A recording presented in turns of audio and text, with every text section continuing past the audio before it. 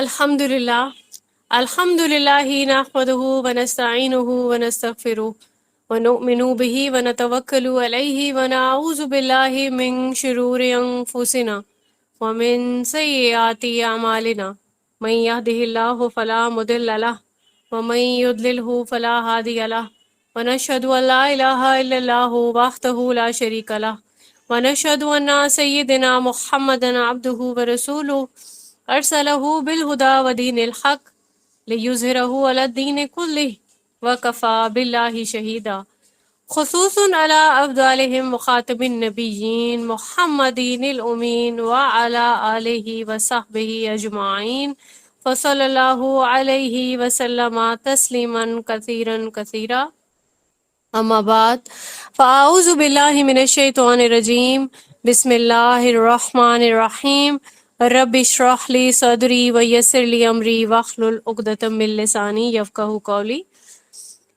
Topic start کرنے سے پہلے میں اناؤنسمنٹ جو کرنا چاہ رہی تھی وہ کر دیتی ہوں کہ ابھی تک ہمارے جو سیمسٹر 2 کا جو سلیبس تھا اس کو میں سمجھتی ہوں کہ وہ کور اپ ہو گیا ہے، کیونکہ پریویس جو آپ کا پہلا ایگزام تھا، پہلے ایگزام میں آپ لوگوں کی سہولت کے لیے ہم لوگوں نے بڑے ٹاپکس نہیں رکھے تھے، یعنی بڑے ٹاپکس میں ہمارے ٹاپک آتے ہیں نماز ہو گیا، وضو ہو گیا، اور ہمارا حج ہے، زکوٰۃ ہے، ٹھیک ہے، تو یہ سارے جو بڑے بڑے ٹاپکس ہیں یہ انکلوڈ نہیں ہوئے تھے۔ تو ابھی ہم لوگوں نے پلان یہ کیا ہے کہ اپنے سارے یہ جو ٹاپکس جو چھوٹے چھوٹے رہتے ہیں ان سب کو کور اپ کروانے کے بعد آپ لوگوں کی ریویژن سٹارٹ کروائی جائے۔ اب ریویژن اتنی ڈیٹیل سے نہیں ہوگی، آپ کے ساتھ پریویس ریکارڈنگز دوبارہ سے شیئر کر دی جائیں گی اور آپ کو مین پوائنٹس جو ہے وہ ریوائز کرا دیے جائیں گے انشاءاللہ۔ اس کے بعد آپ کا ایک چھوٹا سا ایگزام ہوگا اور کوشش کی جائے گی کہ ہر ٹاپک میں سے دو دو جسٹ کوسچن لیے جائیں، جس میں صرف اسی چیز کو ہم نے جج کرنا ہوگا کہ آپ کا یہ کانسیپٹ کلیئر ہو گیا یا نہیں، کیونکہ ہم لوگوں کا جو پرپز ہے وہ یہ نہیں ہونا چاہیے کہ آپ کو پڑھا دیا اس کے بعد جو ہے آپ کو اللہ حافظ کہہ دیں، بلکہ پرپز ہمارا یہ ہے کہ واقعتاً آپ نے اپنی لائف میں وہ چیز جو قرآن و سنت سے ثابت ہے وہ آپ نے اپنی لائف میں امپلیمنٹ کر لی یا نہیں کی، ٹھیک ہے۔ تو ایگزام بھی اسی کا ایک جو ہے ایک اس کی چین کا ایک پارٹ سمجھ لیں، ٹھیک ہے۔ تو اسی لیے ایگزام بھی لیا جائے گا آپ سے انشاءاللہ، اور ہوپ فلی آپ کو اس سارا جو پروسیجر ہے اس کو بہت اچھے سے، پیشن سے اور پورے دل سے اس کو پرفارم کریں گے انشاءاللہ وبارک و تعالی۔ آج ہم نے جو ٹاپک سلیکٹ کیا ہے وہ ہے حیض کے احکام، مسائل، ٹھیک ہے، اس میں استحاضہ بھی آ جائے گا، اس میں نفاس بھی آ جائے گا۔ ابھی کیونکہ خواتین کو یہ چیز جو ہے بہت ہی کم عمری سے یہ چیز فیس کر رہی ہوتی ہیں، ٹھیک ہے، حیض کے جو معاملات ہیں، لیکن افسوس اس بات کی ہے کہ کیونکہ ہمیں قرآن و سنت سے جو ہے اس کی تعلیم پتہ نہیں ہوتی ہے تو ہم اس کو کنفیوز کرتے رہتے ہیں کہ یہ کتنی عمر میں سٹارٹ ہوگا، حیض کے بعد اگر آپ اس سے پاک صاف ہو گئے، دوبارہ سے یہ چیز سٹارٹ ہو گئی تو اس کو آپ کس چیز میں کنسیڈر کریں گے، اس کے اگر کلر چینج ہو گیا، ٹھیک ہے، یا 15 دن کے اندر اندر دوبارہ سے یہ چیز سٹارٹ ہو جاتی ہے، یا پھر اس کو سٹارٹ ہوئے 1 ماہ بھی گزر جاتا ہے تب بھی آپ نیٹ نہیں ہوتے، ٹھیک ہے۔ تو آپ کو بہت مسائل کا سم ٹائم سامنا کرنا پڑتا ہے، کیونکہ یہ فیمیل کی جو یہ والے مسائل ہیں اسے زیادہ تر ایڈریس نہیں کیا جاتا ہے سم ٹائمز مدرس کی طرف سے بھی، کیونکہ مدرس کو بھی پورا جو اسلامکلی جو چیز کنوے کی گئی ہے ہمیں امہات المومنین کی طرف سے، وہ ان کو بھی پتہ نہیں ہوتی چیزیں، تو وہ بھی اپنے بچوں کو بہت اچھے سے نہیں ٹریننگ دے پاتی، اور یہ ٹریننگ بہت ضروری ہے۔ میں سمجھتی ہوں کہ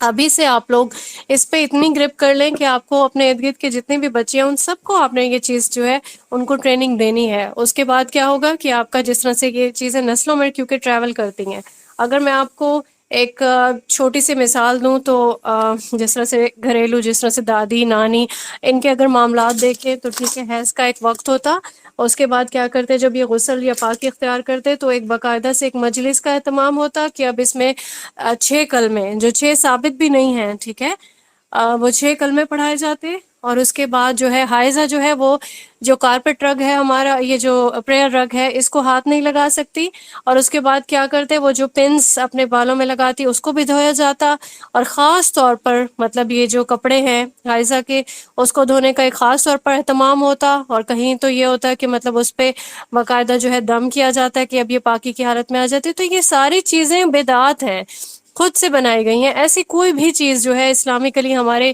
جو پروفڈ چیزیں ہیں نا اس میں کوئی بھی ایسی چیز شامل نہیں ہے۔ ہم نے ان سب سے دور رہنا ہے، جو کہ خود کی کریٹڈ جو چیزیں ہیں ان سب سے ہم نے دور رہنا ہے، اور اس کے علاوہ کیا ہوتا ہے، آٹا نہیں گوندے گی خاتون. یہ چیزیں کچھ ایسی ہیں کہ یہ ابھی تک کچھ گھروں میں یہ چیزیں جو ہے آبزرو کی جاتی ہیں کہ آٹا نہیں گوندے گی حائضہ، یا پھر اگر حالت جنابت میں ہے تو. اور یہ بھی سننے کو ملتا ہے کہ اگر کوئی جنبی ہو تو وہ جتنے بھی قدم اگر زمین پہ وہ اٹھا کے مطلب وہ چل رہا ہے تو زمین جو ہے وہ لرز رہی ہے، ٹھیک ہے، کیونکہ اس کی جو غلاظت ہے اس کو فیل کرتی ہے زمین. اور اس طرح کی اور بہت ساری چیزیں جس کو میں سمجھتی ہوں کہ مجھے نہیں پتا، آئیڈیا نہیں بالکل کہ یہ چیزیں کہاں سے آتی ہیں. obviously نان مسلمز یا ایسے لوگ جو ہمیں ان مسائل میں الجھا کے رکھنا چاہتے ہیں تاکہ ہم قرآن و سنت سے دور رہیں اور بس مسائل کا ہی ہم جو ہے الجھن کا شکار رہیں، یہ ساری چیزیں اسی کا ہی ایک پارٹ ہے. بہرحال ہم اب اپنے ٹاپک کی طرف چلتے ہیں. سب سے پہلے ہم یہ دیکھیں گے کہ حیض کہتے کس کو ہیں. جیسے ہی بچی بالغ ہوتی ہے اس کے بعد اس کو ہر ماہ میں مخصوص ایام میں اس کو بلیڈنگ ہوتی ہے، اس کو حیض کہتے ہیں. ہم سبھی اس بارے میں ہم جانتے ہیں، ٹھیک ہے. تو یہ جو ہے یہ بلوغت کی ایک نشانی اس کو سمجھ لیں. اور پھر یہ کہ اگر ہم اس کو سائنٹیفکلی دیکھیں تو یہ ایک بچی کی یہ ایک تیاری ہے کہ اس نے نسل کو ایک پروان چڑھانا ہے. اس کی باڈی سے ہی سٹارٹ ہوتا ہے نا نسل بننا. تو جو یوٹرس کے ارد گرد کی جو لائننگ ہے وہ تھک ہوتی چلی جاتی ہے. ہر ماہ ایک آنے والے بچے کی تیاری ہو رہی ہوتی ہے.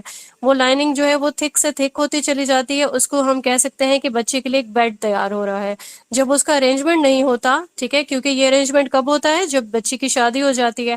جب اس کا ارینجمنٹ نہیں ہوتا اور پھر جو ہے جو بھی ایمبریو نہیں بن پاتا تو پھر کیا ہوتا ہے، ایگ ریلیز ہو جاتا ہے. ایگ جیسے ہی ریلیز ہوتا ہے تو باڈی ہارمونل چینجز اس میں آتی ہیں.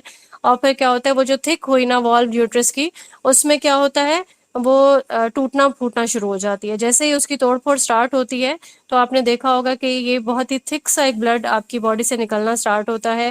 اس کا کلر بھی آپ کو اچھے سے ہر انسان کو اپنا جو ہے وہ کلر بھی پتا ہوتا ہے، اور پھر جو اس کا کلر بھی پتا ہوتا ہے، اس کی تھکننگ بھی پتا ہوتی ہے، ٹھیک ہے، اس میں کتنی جو ہے مقدار بھی پتا ہوتی ہے، کتنے ڈیز ہوتے ہیں، وہ بھی ہر خاتون کو اپنا ایک حساب ہے اس کو یاد ہوتا ہے اور یہ یاد رکھنا بھی چاہیے.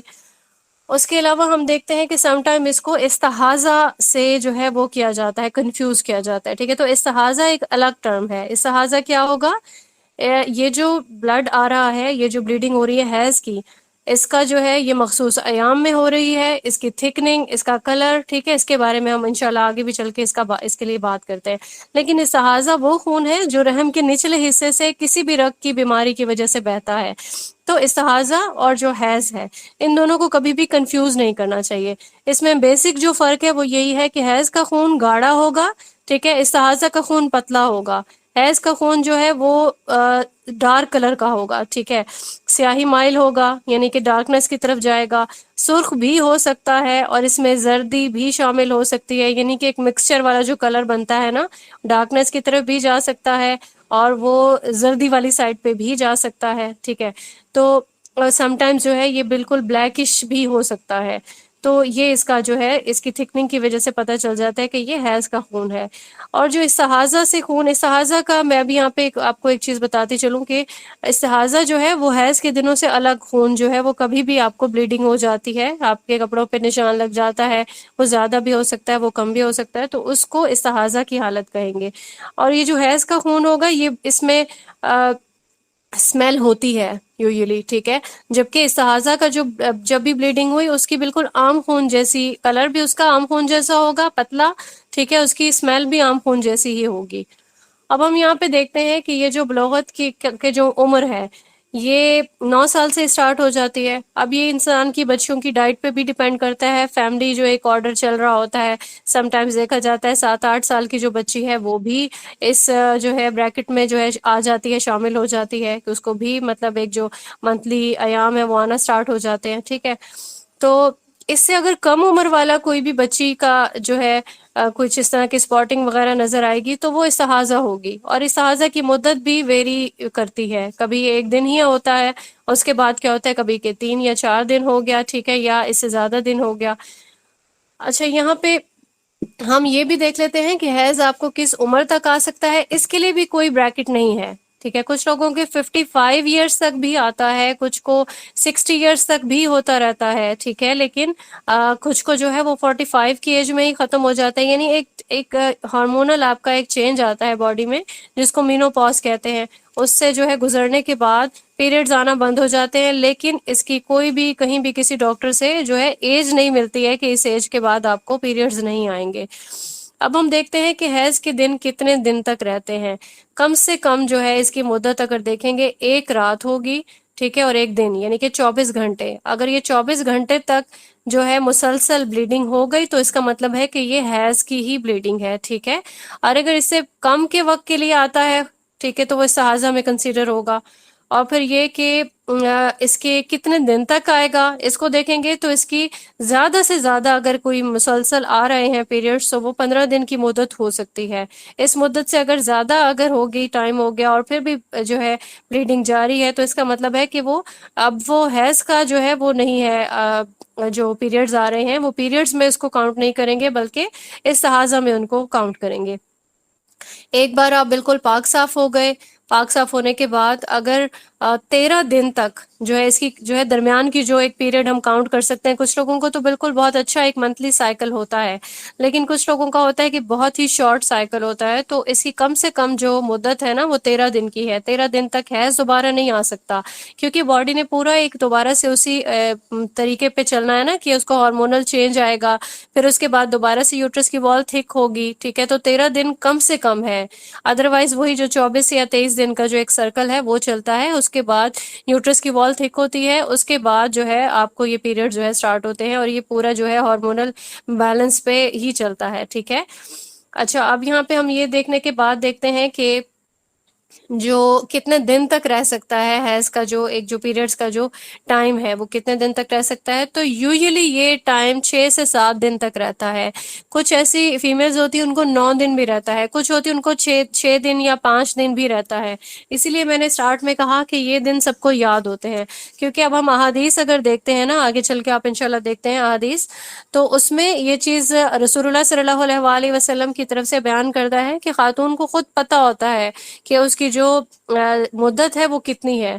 تو آپ بھی اس چیز کو اچھے سے آبزرو کرتے ہوں گے، سب کو یاد ہوتا ہے کہ میں 5 دن کے بعد نیٹ ہو جاتی ہوں، کچھ کو پتا ہوگا میں 6 دن کے بعد میں نیٹ ہو جاتی ہوں، اور کچھ ایسی ہوتی ہوں گی خواتین جو کہتی ہوں گی مجھے 9 دن لگ جاتے ہیں نیٹ ہونے میں۔ تو ٹھیک ہے، یہ 15 دن جو ہے اس کی زیادہ سے زیادہ مدت ہے، اس کے بعد آپ لوگ اس کو پرولونگ نہیں کر سکتے یہ کہتے ہوئے کہ میں ابھی بھی نیٹ نہیں ہوئی ہوں تو میں نمازیں چھوڑتی رہوں، تو ایسا کچھ نہیں ہوگا، ٹھیک ہے۔ اس کے بعد آپ نے پاکی اختیار کر لینی چاہیے آپ لوگوں کو۔ اچھا، یہاں پہ جو مدت طہر ہے وہ ابو داؤد کی حدیث کے اکارڈنگ 287 حدیث ہے، اس میں 23 یا 24 دن بتائی گئی ہے، یعنی کہ طہر کی مدت۔ صحیح ہو گیا، اس کے بعد آپ کے جو پیریڈز والا جو ٹائم ہے وہ سٹارٹ ہو جاتا ہے۔ اب یہاں پہ ہم دیکھ لیتے ہیں کہ کیا کیا چیزیں ہیں جس سے ہم لوگ اس چیز کا اندازہ کر لیں گے کہ اب ہمارے جو پیریڈز ہیں وہ ختم ہو گئے ہیں۔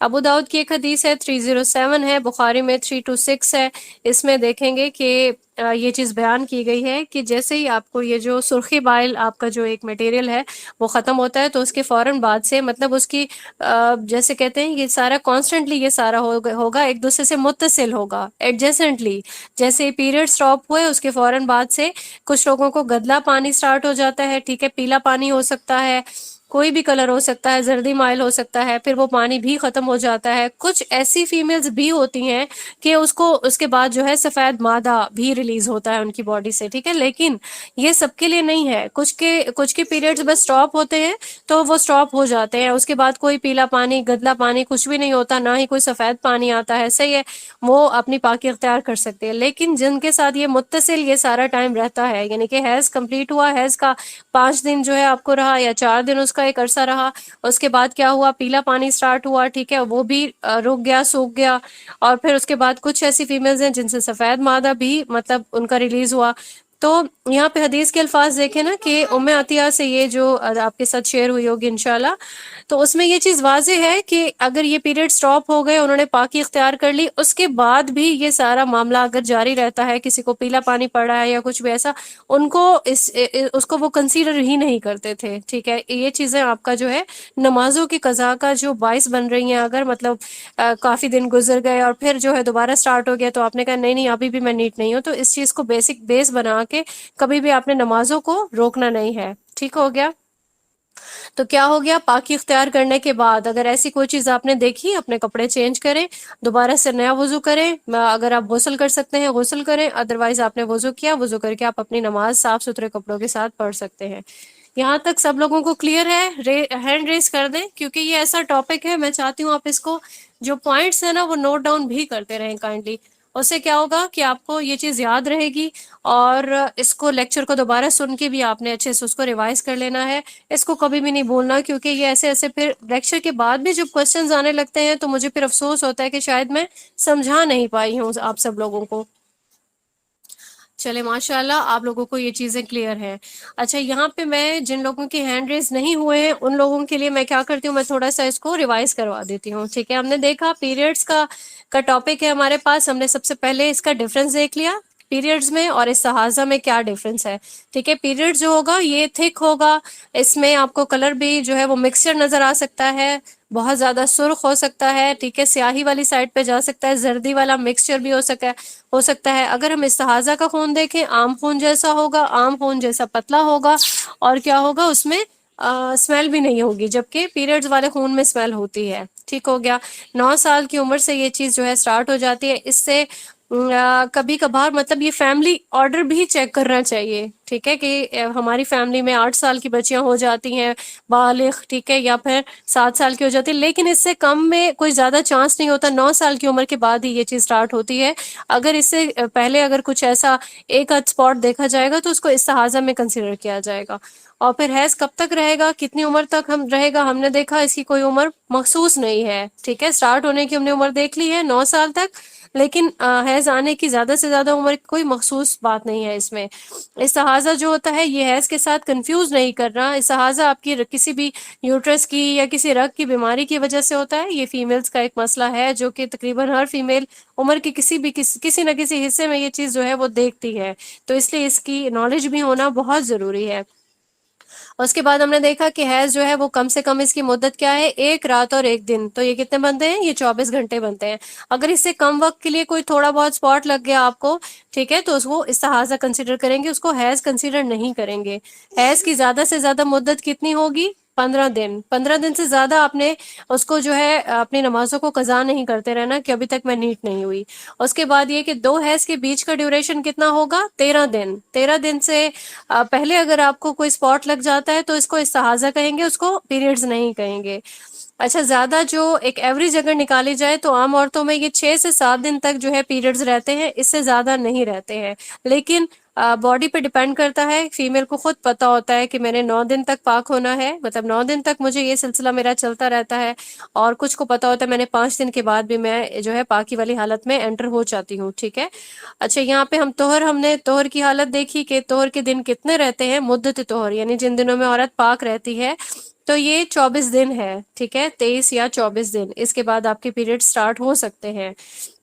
اب حائضہ جو ہے وہ کیسے دیکھے گی کہ وہ پاکی والے بریکٹ میں انٹر ہو گئی، کیونکہ جب حیض والا جو پیریڈز ہے وہ ختم ہو گئے، اس کے بعد کچھ ایسے ہی اپنی اپنی باڈی پہ ڈیپینڈ کرتا ہے، گدلا پانی سٹارٹ ہو جاتا ہے، ٹھیک ہے، گدلا پانی یا پیلا پانی اور یا پھر سفید مادہ، یہ چیزیں ہو گئیں، اس کے بعد پاکی اختیار کر لے گی۔ اب ہم یہاں پہ دیکھ لیتے ہیں کہ گدلے پانی سے مراد کیا ہے۔ اب اس کا کلر جو ہے براؤن بھی ہو سکتا ہے، لائٹ سا براؤن ہو سکتا ہے، ڈارک براؤن ہو سکتا ہے، ٹھیک ہے، یہ بالکل اگر ایڈجیسنٹ ہوگا یعنی کہ متصل ہوگا حیض کے ساتھ تو اس کو ہم کنسیڈر کریں گے کہ یہ حیض ہے، صحیح ہے، حیض کے کمپلیشن کا ایک ٹائم ہے۔ اور یہ جو پیلا پانی ہے یہ بھی اسی میں ہی شامل ہوتا ہے کہ یہ مطلب خون کا کیونکہ مکسچر ہو گیا تو یہ تھوڑا سا بھورا پیلا کچھ بھی اس طرح سے اس کا کلر ہو سکتا ہے۔ اب یہ جو سفید مادہ ہے، ٹھیک ہے، یہ سفید مادہ بھی حیض سے متصل ہے، ٹھیک ہے، تو پھر اس کا یہی مطلب ہے یہ ہر فیمیل کے لیے نہیں ہوتا، ایسا نہ ہو کہ اس لیکچر کے بعد آپ ویٹ کرنے لگیں کہ ابھی سفید مادہ بھی آنا ہے تو پھر اس کے بعد ہم نے پاک ہونا ہے۔ काइंडली माइक म्यूट रखा कीजिए अपने. अच्छा, यहाँ पे ये चीज देख लें कि अगर आप पाकी की हालत में हैं और इनमें से कोई भी ऐसी चीज आपकी बॉडी से रिलीज हो जाती है, तो फिर आपको दोबारा से वुजू करना होगा, आपने अपने कपड़े चेंज करने होंगे. ठीक है, इसके लिए जो है ये आपने अगर पाकी इख्तियार कर ली तो उस सूरत में है. अच्छा, अब ये चीज मैंने आपको यहाँ पे बता दी कि हैज से मुत्तसिल हों ये चीजें, तो इसको किस में कंसिडर करेंगे? हैज में ही कंसिडर करेंगे कि ये हमारे पीरियड्स का पार्ट है. अगर आपने एक बार आप पाक हो गए, ठीक है, उसके बाद ये चीजें अगर स्टार्ट होती हैं तो फिर ये इस्तिहाजा में आएंगी, फिर उसको हैज से कंसिडर नहीं किया जाएगा हैज. ठीक है. अच्छा, अब यहाँ पे हम देखते हैं कि जब फीमेल जो है पाकी की हालत में होती है, जो हमने देखा कि 23 से 24 दिन फीमेल ने पाक रहना है, ये एक बिल्कुल एक आइडियल सिचुएशन है. अब अयाम तौर में अगर उसको कोई ऐसी चीज नजर आती है अपनी बॉडी से रिलीज होती जो कि कोई मतलब लेसदार है, या फिर वो पीले कलर की है, या वो किसी भी मतलब कोई कलर भी हो सकता है उसका. ठीक है, तो वो ये चीज समझ ले कि उसका वजू इनसे टूट जाता है, ये चीज नापाकी है. अगर अगर ये चीज मुस्तकिल जारी रहेगी तो भी इस्तिहाजा है. ठीक है, लिकोरिया जिसको हम कहते हैं वो भी इसी में शामिल है. तो इसके लिए भी आप अगर अच्छी बात है गुस्ल कर लेते हैं, बहुत अच्छी बात है. गुस्ल नहीं कर सकते तो कम से कम पाकी आपने हासिल कर लेनी है. इस चीज को आपके कपड़ों पे आपकी बॉडी पे लगा होना और फिर आपने उस हालत में नमाज पढ़ना, ये कोई अच्छा अमल नहीं है. ठीक है, अब ना इनको नापाक कंसिडर करना है आप सबने. लेकिन ऐसा नहीं करना कि मुझे ये सारी चीजें जारी हो रही हैं तो मैं अब नमाज नहीं पढ़ूं. आपने अपने कपड़ों को पाक साफ रखने का एहतमाम करना है. ठीक है, जो भी आप अंडरगारमेंट्स इसको वेयर कर सकते हैं ताकि आपके कपड़े पाक साफ रहें इस दौरान आप नमाज. जैसे कि किसी को मुसलसल ये चीज हो रहा है उसके साथ मुसलसल, तो फिर अपना अरेंजमेंट करें अंडरगारमेंट से और फिर उसके बाद हर नमाज के लिए नया वजू करें. ठीक हो गया, ये चीज सबको क्लियर है ना? अच्छा, उसके बाद हम देखते हैं कि पीरियड्स का जो टाइम है वो खत्म हो गया, मतलब ये जो पीरियड्स है रुक गए और फिर उसके बाद औरत पाक हो गई. अब जो वो पाक हो गई, उसके बाद उसके क्योंकि उसको पता था कि मुझे इतने दिन पीरियड्स रहते हैं, तो उसके बाद ये सारी चीजें उसके लिए जो हमने पहले बयान की, उसके लिए वो सारी चीजें नमाज को छोड़ने का बायस नहीं बननी चाहिए, क्योंकि अब उसने इसका जो ताल्लुक है ना पीरियड्स का, ये फ्लो के साथ है और फिर जो इतने जितने दिन उसको रहते हैं उसके साथ भी है. अब वो आदतन अपने एक जो देखेगी कि उसकी बॉडी किसका क्या जो है पैटर्न चलता है, ठीक है, उसको देखेगी. उसके बाद वो पाकी की हालत में आ गई, अब उस पे पाकी का ही हुक्म लगेगा. सही हो गया, ये चीज याद रखनी है सबने. एक बार पाक हो गई, उसके बाद आने वाला कोई भी गदला पानी कुछ भी वो इस्तिहाजा में कंसीडर होगा. लेकिन सब अपने जो एक वक्त है मुकर्ररा उसको जरूर जो है वो कंसीडर करेंगे. अच्छा, यहाँ पे हमने ये देखना है कि जिस तरह से हमने देखा कि दो हैज के दरमियान का जो एक टाइम पीरियड है वो 13 दिन का है. ठीक है, इस इन 13 दिन के अलावा, ठीक है, अगर खून में हैज के औसाफ महसूस होते हो आपको, तो उसको आपने अपने पीरियड्स ही कंसीडर करना है. क्लियर हो गया? अच्छा, एक और चीज जो है कि अगर पीरियड्स के जो दिनों में कोई कमी बेशी हो रही है, सही है, वो हैज में कंसीडर करेंगे, अभी मैंने जैसे आपको बताया. और ये कि अगर मुकर्ररा दिनों से ये चीज तजावज करे तो फिर वो हैज नहीं होगा, यानी 15 दिन का. अब तक जो हमने जितने भी पॉइंट्स डिस्कस किए उसमें हमने ये सारी चीज देख ली कि 15 दिन तक जो है, जैसे कोई एक चीज मुत्तसिल होना भी जरूरी है. ऐसा नहीं है कि एक बार आप पाक हो गए, पाक होने के बाद भी आप उसको हैज कंसीडर करते रहे. आपको हैज का जो टाइम पीरियड है वो बता दिया गया कि पूरे 24 घंटे तक अगर आपको ब्लीडिंग हो रही है उसको आप हैज कंसीडर करेंगे. एक आध अगर कोई स्पॉट लगता है या पीला या कोई ब्राउन कलर का पाकी की हालत के बाद, उसको इस्तिहाजा कंसीडर करेंगे. लेकिन अगर ये चीजें एक दूसरे से मुत्तसिल है, लाइक ब्लीडिंग हुई, उसके बाद कुछ ऐसा गदला पानी कुछ भी ऐसा, और इसका जो ड्यूरेशन है ये कम से कम मतलब 7 दिन था, और उसके बाद हमने देखा 15 दिन तक ये अगर रह सकता है अगर एक दूसरे से मुत्तसिल है. लेकिन आपने देखा कि आपको एक ड्यूरेशन तक ये सारी चीजें नहीं हो रही, आप नीट हो गई, आपने पाकी इख्तियार कर ली, तो अब पाकी का हुक्म है. अब आप 15 दिन वाले जो ड्यूरेशन है उसको नहीं देखेंगे. क्लियर हो गया ये सब कुछ? अब हम यहाँ पे ये चीज देख लेते हैं कि एक लंबा टाइम है और एक खातून को मुसलसल ब्लीडिंग हो रही है. ठीक है, ऐसा होता है कि फिर वो समझती है कि शायद मैं नमाज नहीं पढ़ सकती, اور یہ چیز جو ہے یہ ختم نہیں ہو رہی ہے، ایک لمبی مدت ہے، اس میں 1 ماہ بھی گزر گیا، اس سے زیادہ بھی گزر گیا، اور اس کو پیریڈ جو ہے وہ جاری ہیں۔ یہ روٹین کی بات ہو رہی ہے، یہ نفاس کی بات نہیں ہو رہی، بچے کے پیدا ہونے کے بعد والی بات نہیں ہو رہی، روٹین میں جو حیض آتے ہیں اس کی بات ہو رہی ہے۔ تو اب یہاں پہ 4 صورتیں اہل علم بیان کرتے ہیں، 4 صورتیں ہیں، ان کو نوٹ ڈاؤن آپ نے کرنا ہے۔ ایک تو پہلی صورت یہ ہو جائے گی کہ ہر ماہ ایک خاتون کو جو ایام آتے ہیں وہ اس کو اچھے سے پہچانتی ہے، اور اس کو یہ بھی پتا ہے کہ میرے پیریڈز کا میری جو بھی پیریڈز کی بلیڈنگ ہے وہ کیسی ہے، اس کے کلر کو، اس کی تھکنس کو وہ جانتی ہے، ٹھیک ہے۔ اور پھر یہ کہ اس کو دن بھی پتا ہے۔ اگر اس کے بعد کا جو ٹائم ہے پھر وہ اس میں جو بھی اس کا پیریڈز کا جو ٹائم بن رہا ہے اس کا جو اوصاف ہے اس کا اعتبار نہیں کرے گی۔ یہ چیز کلیئر ہے؟ یعنی 1 ماہ پورا ہو گیا۔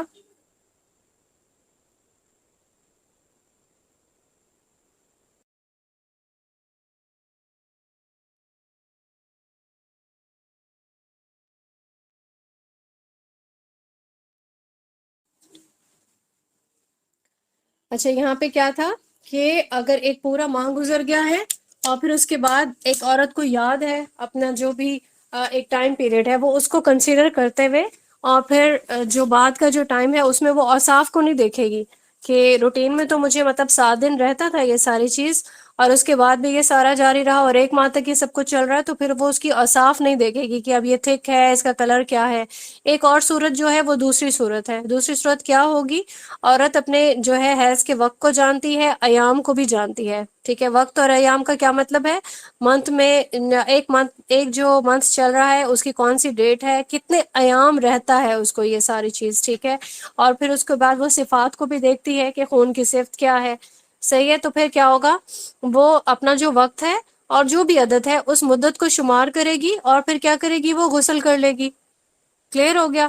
ایک اور تیسری صورت ہے کہ عورت جو ہے وہ وقت اور حیض کو جانتی ہے لیکن ایام کو نہیں جانتی، ٹھیک ہے۔ اس کو یاد نہیں ہے کہ میرے کتنے دن میرے جو ہے وہ رہتے تھے۔ تو جن ایام کو وہ جانتی ہے، ان ایام میں وہ مطلب جو 6 سے 7 دن کی ایوریج نکالنے کے بعد ان کو ایام حیض کنسیڈر کرے گی اور اس کے بعد پاکی اختیار کر لے گی۔ ایک اور چوتھی صورت ہو سکتی ہے کہ عورت اپنے حیض کے ایام کو جانتی ہے لیکن ہر ماہ حیض کے آنے کے وقت کو نہیں جانتی، پھر وہ کیا کرے گی، ہر قمری مہینے کے شروع میں معلوم دنوں کی تعداد کے مطابق حیض کے جو دن ہیں ان کو کاؤنٹ کر لے گی۔ لائک ایک ٹائم گزر گیا اس کو، اور پھر اس کے جو پیریڈز ہیں وہ جاری رہے، اب وہ کیا اس کو یاد نہیں ہے کہ میں کون سے دن ہوتے تھے میرے یا کچھ بھی کہ کب مجھے پیریڈز آتے تھے، تو اب وہ کیا کرے گی، قمری مہینے کے شروع کے دنوں کو کاؤنٹ کر لے گی کہ یہ میرے 7 دن جو ہے یہ میرے حیض کے دن ہے، اس کے بعد اب میرا میں پاکی کے حکم میں شامل ہو گئی ہوں، ٹھیک ہے۔ یہ تھوڑا سا ٹیکنیکل ہے، اس کو آپ نے یاد رکھنا ہے یہ چیزیں۔ اہل علم کے اکارڈنگ 4 صورتیں ہو سکتی ہیں، کون کون سی؟ پہلی صورت یہ ہے مسلسل پیریڈز آ رہے ہیں، ٹھیک ہے، اور منتھ سے اوپر ٹائم چلا گیا ہے، صحیح ہے۔ تو پھر اس میں یہ کیا ہے کہ اس کو کیا کرنا چاہیے خاتون کو، حیض کا وقت بھی اس کو پتا ہے، اس وقت کو آتا تھا یعنی ڈیٹ، اور یہ بھی کہ کتنے دن رہتا تھا، بس اس کے باقی جو دن ہے اس کو اپنا طہر سٹارٹ وہ کرے گی، کنسیڈر کرے گی۔ دوسری صورت آپ کو بتائی گئی کہ حیض کے وقت کو بھی جانتی ہے، ایام کو بھی جانتی ہے، اور جو اس کا خون ہے وہ ایک ہی صفت کا حامل ہے، ٹھیک ہے۔ تو پھر کیا کرے گی، وہ وقت اور عدد کو پیش نظر رکھے گی، یعنی کہ حیض کی مدت جو اوپر والی بات ہے اسی کو۔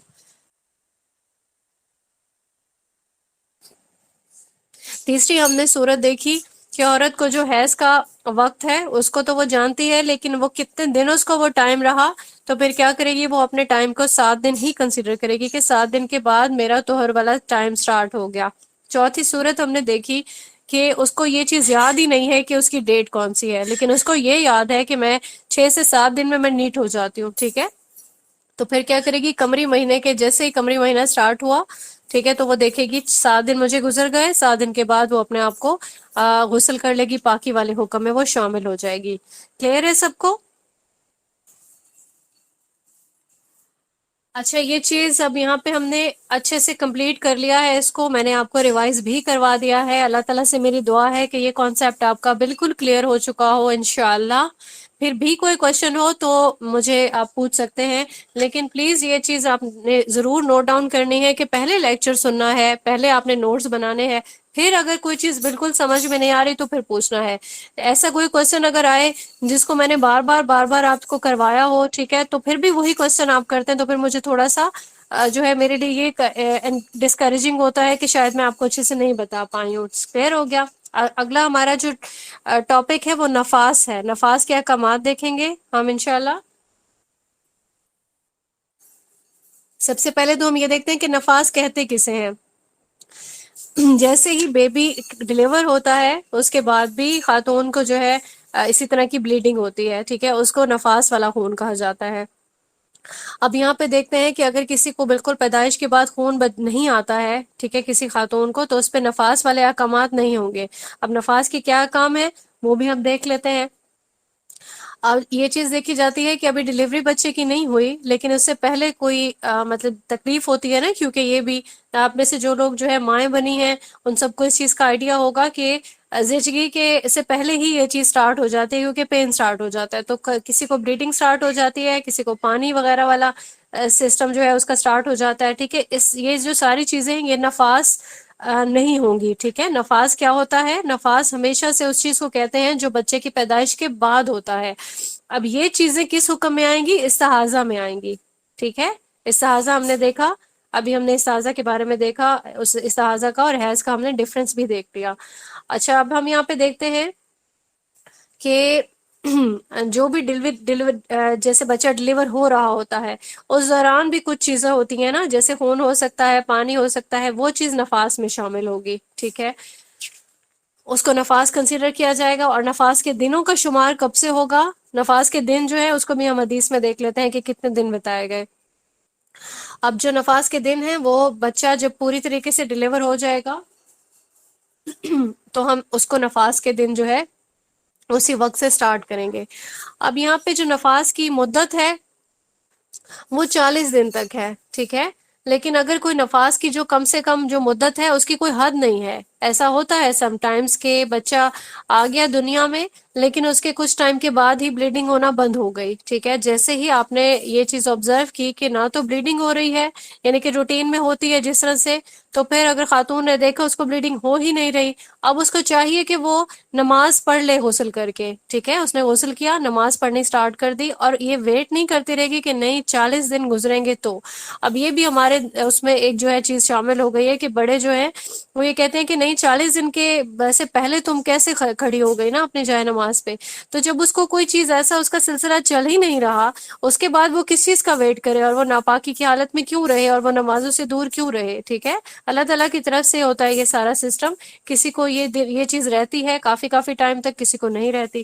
اب یہاں پہ ہم ابو داؤد کی حدیث دیکھ لیتے ہیں کہ 311 بھی ہے اور 312 بھی ہے.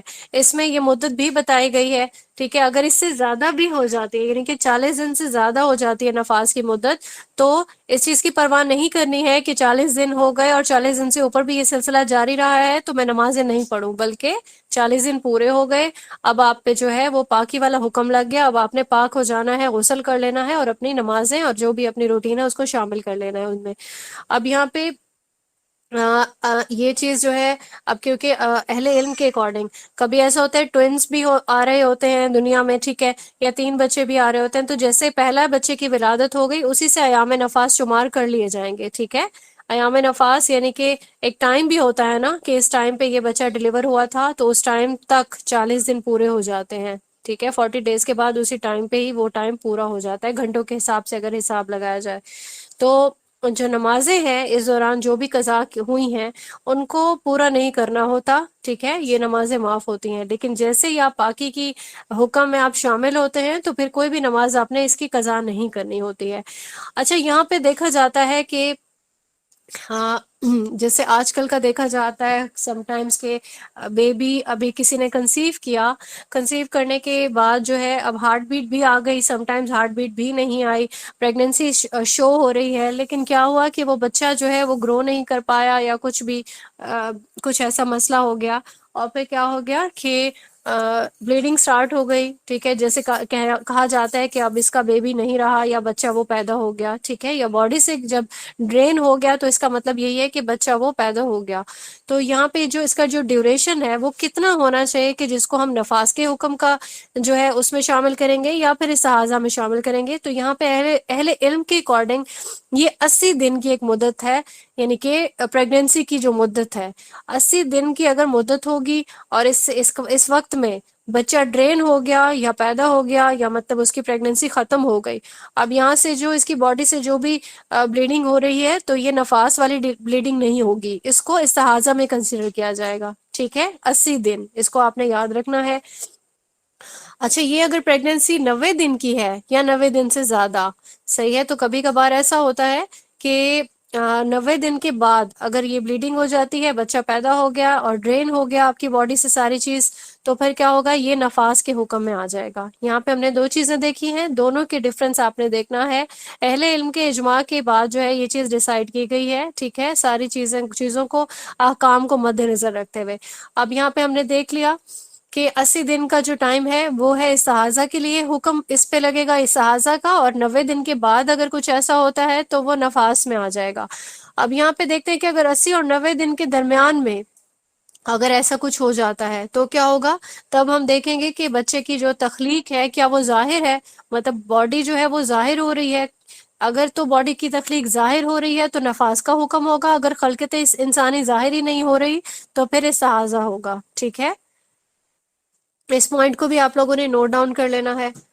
اچھا، اب اس کے بعد ہم دیکھتے ہیں کہ نفاس کا جو حکم ہے، یعنی کہ جو 40 دن سے پہلے جیسے دیکھا کہ ہم نے خاتون نے دیکھا کہ مجھے کچھ بھی جو ہے بلیڈنگ نہیں ہو رہی، کچھ بھی نہیں ہو رہا، اس نے دیکھا کہ میں طہر کی حالت میں انٹر ہو گئی، ٹھیک ہے، تو اب اس نے کیا کرنا ہے، وہ غسل کرے گی اور نماز پڑھ لے گی۔ لیکن اس دوران اگر دوبارہ سے بلیڈنگ ہو جاتی ہے، یعنی 40 دن کے اندر اندر کی بات ہے، تو اس کا حکم بھی نفاس والا آ جائے گا، ٹھیک ہے، وہ نفاس کا حکم ہوگا۔ پھر اس کے بعد وہ دوبارہ گیپ لے سکتی ہے، اس کے بعد جیسے ہی وہ صاف ہو گئی، نیٹ ہو گئی، تو پھر اس کے بعد کیا ہوگا، 40 دن کی بریکٹ کے اندر اندر یہ چیزیں آبزرو ہو جاتی ہیں تو نفاس کے حکم میں ہوں گی۔ اور پھر جب یہ مدت پوری ہو جاتی ہے تو اس کے بعد آپ نماز نہیں قضا کر سکتے۔ اب ہم یہاں پہ دیکھتے ہیں کہ حرام کون کون سے کام ہیں حیض و نفاس والی خاتون کے۔ ہم نے یہاں پہ دیکھا مسجد میں داخلہ نہیں لے سکتی ہے خاتون، بیت اللہ کا طواف نہیں کر سکتی ہے، ہسبینڈ کے پاس نہیں جا سکتی ہے، نماز نہیں پڑھ سکتی، روزہ نہیں رکھ سکتی ہے، قرآن کریم کو نہیں چھو سکتی ہے، تلاوت نہیں کر سکتی، اذکار کر سکتی ہے، ٹھیک ہے۔ اب یہاں پہ حیض و نفاس میں کون کون سے کام کر سکتی ہے خاتون، ٹھیک ہے۔ ہسبینڈ کے پاس جو ہے وہ مجامت نہیں ہو سکتی لیکن اس کے پاس جا سکتی ہے، ہسبینڈ کے پاس، ٹھیک ہے، یعنی کہ مجامت کے علاوہ، اور اس کے بعد اذکار کر سکتی ہے۔ اگر وہ حج کے دوران اس کے ساتھ یہ مسائل ہو گئے تو بیت اللہ کا طواف نہیں کر سکتی۔ اس کے علاوہ جتنے بھی سارے اعمال ہیں، ٹھیک ہے، وہ احرام سے لے کے وقوف عرفہ تک جتنی بھی چیزیں ہیں، مزدلفہ میں جانا، منا میں جو یہ اس کو کنکریاں مارنا ہوتا ہے، جمرات والا جو عمل ہے، ٹھیک ہے، یہ ساری چیزیں وہ کر سکتی ہے، صرف ایک بیت اللہ کا طواف اس کو منع ہے۔ باقی ساری چیزیں، کھانا پینا، شوہر کے ساتھ بیٹھنا، ٹھیک ہے، ایک دوسرے کا جھوٹا کھانا، یہ سب کچھ جو ہے یہ جائز میں آتا ہے۔ اور پھر یہ بھی کہ اگر آپ کا لباس پاک ہے، آپ نے اپنے آپ کو نیٹ رکھا ہوا ہے، ارینجمنٹ اچھا کیا ہوا ہے، آپ کا جو بھی لباس ہے اس پہ کچھ لگا ہوا نہیں ہے نجاست وغیرہ، وہ لباس بھی پاک ہوگا، ٹھیک ہے، اس میں یہ چیز بھی آپ لوگوں نے اچھے سے نوٹ ڈاؤن کر لینی ہے۔ ایسا نہیں ہے کہ ہر کے لباس کو صرف ضرور جو ہے وہ دھونا ہے، اگر وہ پاک ہے، اس پہ کچھ نہیں لگا ہوا، تو اس کو پاک لباس ہی کنسیڈر کیا جائے۔ اچھا، یہاں پہ کچھ ایسی چیزیں ہیں جو خواتین کو پتہ ہونی چاہیے کہ جیسے ہی پیریڈ سٹاپ ہوئے، ٹھیک ہے، آپ نے دیکھا کہ آپ نے عشاء کی نماز نہیں پڑھی، لیکن آپ نے اس کے بعد جو ہے فجر کی اذان ہونے سے پہلے پہلے اگر آپ نے غسل کر لیا، آپ کو نظر آیا کہ اب آپ بالکل ٹھیک ہے، نیٹ ہو گئی ہیں، آپ نے غسل کر لیا، تو اب جو ہے آپ پہ جو مغرب اور عشاء ہے اس کی قضا کرنا جو ہے آپ کے لیے ضروری ہے، اس کو کر لینا بہت اچھی بات ہے، ٹھیک ہے۔ ایسا نہیں کرنا کہ میں فجر سے پہلے میں نے غسل کر لیا تھا تو اب میں صرف فجر کی نماز پڑھوں گی، پچھلی نمازوں کی قضا آپ جو ہے کریں، ٹھیک ہے۔ یہ جو پرانی نمازیں ہیں اس کی قضا کے لیے انشاءاللہ ہم بعد میں بات کریں گے، لیکن ابھی جو ریسنٹلی، جیسے ابھی میں پیریڈز کی حالت میں ہوں، آپ نے دیکھا پیریڈز آئے ہوئے تھے مجھے، لیکن اس کے بعد آپ نے عشاء کے ٹائم تک ویٹ کیا، اس کے بعد آپ نے عشاء کے بعد والا جو ٹائم ہے، اور وہ فجر اور عشاء کہ فجر کی نماز سے پہلے پہلے، یعنی اذان سے پہلے پہلے، اور عشاء کی اذان کے بعد والا کوئی ٹائم ہے، تو اب آپ پہ لازم ہے کہ آپ نے اپنے مغرب اور عشاء کے جو فرائض ہیں وہ پورا کر لیں۔ اس کے بعد ہم دیکھتے ہیں کہ کوئی خاتون ہے سورج غروب ہونے سے پہلے وہ پاک ہو گئی، ٹھیک ہے، ابھی سورج غروب نہیں ہوا، اس کے بعد وہ کیا کرے گی، وہ ظہر اور عصر کی قضا، وہ جو بھی فرائض ہیں وہ ضرور پڑھ لے، ٹھیک ہے۔ یعنی کہ سورج غروب نہیں ہوا، اس نے دیکھا کہ اب میں غسل کر لوں، غسل اس نے کر لیا، یہ ٹائم جو ہے یاد رکھنا ہے کہ ظہر اور عصر کی قضا اس پہ واجب ہو گئی، اب وہ ظہر اور عصر کی نماز پڑھے گی، اس کے بعد وہ مغرب کی پڑھ لے گی، ٹھیک ہے۔ اچھا، اس کے بعد یہ ہے کہ اگر کوئی نماز کا ٹائم جو ہے آ گیا، اگر اس نے نماز ابھی پڑھی نہیں اور پہلے ہی اس کا حیض یا نفاس اس پہ لاحق ہو گیا تو اس نماز کی وہ قضا نہیں کرے گی، ٹھیک ہے۔ یہ ہے پیریڈز آنے کا معاملہ۔ اس سے پہلے ہم نے دو سچویشنز دیکھی کہ پیریڈ سے پاک ہونے کا معاملہ تھا وہ۔ اب یہاں تک اگر سب کو کلیئر ہے تو ہم آگے چلتے ہیں۔ انشاءاللہ میں یہ والے پوائنٹس ایک بار پھر سے بھی آپ کو ریوائز کراتی ہوں، کیونکہ میں چاہتی ہوں کہ آپ کو یہ سارا کانسیپٹ بالکل کلیئر ہو۔ اچھا، ابھی ہم انشاءاللہ غسل والا بھی دیکھتے ہیں۔ جو پوائنٹ ہے، غسل جب کرنا ہوتا ہے تو حیض اور نفاس سے جب بھی آپ نے پاک ہونا ہے، غسل کرنا آپ کے لیے واجب ہوتا ہے، ٹھیک ہے۔ تو اس کے لیے بالوں کا کھولنا ضروری ہے، بال جتنے مرضی لمبے ہوں بالوں کو کھولنا اور پورے اچھے طریقے سے غسل کرنا ضروری ہے۔ جبکہ جو غسل جنابت ہے اس میں تھوڑا سا جو ہے ریلیکسیشن دی گئی ہے کہ غسل جنابت میں بال اگر نہیں کھولے تو بھی آپ کا غسل ہو جاتا ہے، ٹھیک ہے۔ سر کی سکن پہ پانی ڈال لیا، بالکل ٹھیک ہے، آپ کا غسل ہو جائے گا۔ استحاضہ والی جو خاتون ہے اس پہ نماز وہ قضا نہیں کر سکتی، اس کے لیے نماز واجب ہے، لیکن اس کے لیے یہ بھی ضروری ہے کہ ہر نماز کے لیے نیا وضو کرے گی۔ اب یہاں پہ ایک حدیث ہے جو بہت امپورٹنٹ ہے، ابو داؤد کی 296 حدیث ہے۔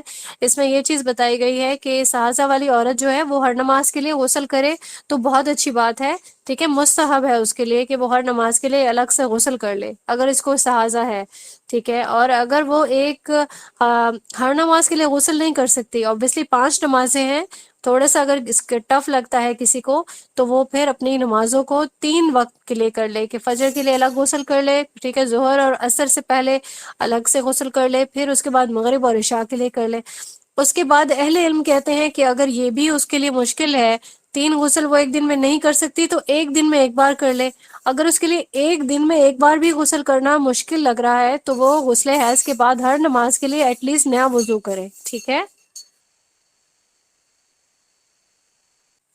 اچھا، یہاں پہ ایک اور چیز جو ہے کہ کچھ لوگ حیض کو روکنے والی ادویات بھی استعمال کرتے ہیں۔ ہم نے حج کے ٹاپک میں یہ چیز کور کی تھی کہ صرف یہ ادویات اس وقت استعمال کرنی چاہیے جب آپ کے لیے بہت ضروری ہو، ٹھیک ہے، کہ اور یہ بھی آپ کو پتا ہو کہ یہ ادویات آپ کی باڈی کو کوئی نقصان نہیں پہنچائیں گی تو آپ ایسی ادویات یوز کر سکتے ہیں۔ اب تک ہم نے کیا کیا چیزیں پڑھی نفاس کے ٹاپک میں؟ نفاس میں ہم نے دیکھا کہ جب بچہ ڈیلیور ہوتا ہے تو اس کے بعد آنے والی جو بھی بلیڈنگ ہے اس کو نفاس کہیں گے۔ اس پیدائش سے، بچے کی پیدائش سے پہلے جو بھی چیز جو ہے باڈی سے ریلیز ہو رہی ہے اس کو استحاضہ کہا جائے گا، ٹھیک ہے، اس کو یہ نفاس نہیں کہا جائے گا۔ یہ چیز کلیئر ہے سب کی؟ اس کے بعد ہم نے دیکھا کہ نفاس کے دن جو ہے وہ بچہ جب ڈیلیور ہو جاتا ہے تب سے کاؤنٹ ہوتے ہیں۔ یہ 40 دن ہے، اس کی جو مدت ہے یہ کم سے کم مدت کوئی نہیں ہے، زیادہ سے زیادہ 40 دن ہے۔ 40 دن بھی اگر یہ کنٹینیوس جاری رہتا ہے تو ٹھیک ہے۔ اگر آپ کو بیچ میں آپ دیکھتے ہیں کہ آپ نیٹ ہو گئے تو آپ اس پہ غسل کریں گے، نماز پڑھیں گے۔ کچھ دن آپ نے نماز پڑھی اور دوبارہ سے یہ چیز سٹارٹ ہو گئی تو آپ اس کو نفاس میں کنسیڈر کریں گے۔ پھر آپ اپنے پاک ہونے کا جو ہے ویٹ کریں، مطلب نیٹ ہونے کا، تو اس کے بعد غسل کر کے آپ دوبارہ سے نماز پڑھ سکتے ہیں۔ اچھا، ہم نے یہ چیز دیکھی اور پھر اس کے بعد ہم نے یہ چیز دیکھی کہ اگر تو پریگننٹ ہو جاتی ہے فیمیل اور پہلے ہی اس کا بیبی ڈیلیور ہو جاتا ہے یا ڈرین ہو جاتا ہے، یعنی کہ ابارٹ ہو جاتا ہے، تو کیا ہوگا؟ 80 ڈیز کا حساب رکھے گی۔ 80 ڈیز کے اندر اندر والا جو بلیڈنگ ہوگی اس کو استحاضہ کہا جائے گا، ٹھیک ہے۔ ہمیں پتہ ہے کہ استحاضہ جو ہے اس حالت میں ہم پاکی اختیار کر کے ارینجمنٹ کر کے اس میں ہم اپنی نمازیں جو ہے وہ نہیں مس کر سکتے، جبکہ نفاس میں اس چیز کے لیے کوئی جو ہے حکم نہیں ہے۔ نفاس کے دوران آپ پہ آپ کی نمازیں جو ہے وہ قضا نہیں ہوتی ہیں یا ضائع نہیں ہوتی ہیں۔ نفاس کے دوران آپ کی جو بھی نمازیں آپ نہیں پڑھ سکے ان کی قضا بھی نہیں کرنی ہوتی ہے، صحیح ہے۔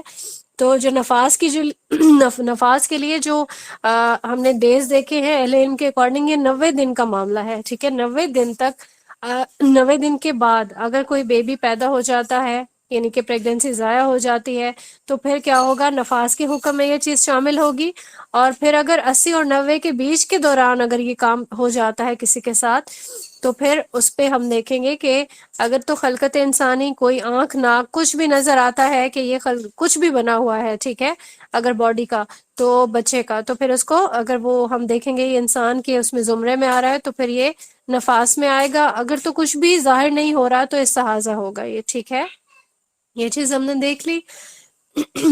اس کے بعد ہم نے دیکھا کہ